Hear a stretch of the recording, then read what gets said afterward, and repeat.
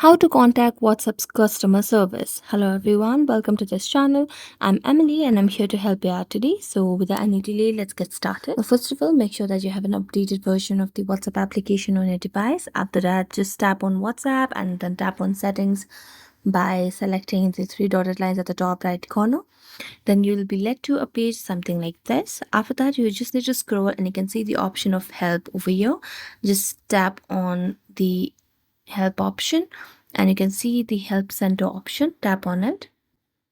So here you can see different topics that you can get help, and you may not need to contact the WhatsApp customer service because these are generally the issues that a lot of people face. So they have already created an automated answer for it. Okay, over here.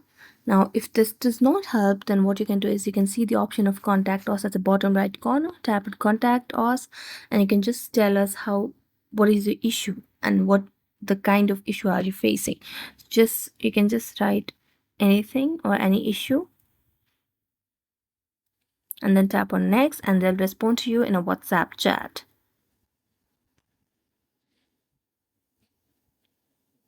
So thank you so much for watching this video. If you enjoyed it, don't forget to like, subscribe and hit the bell notification for more updates. That's it for today. See you next time.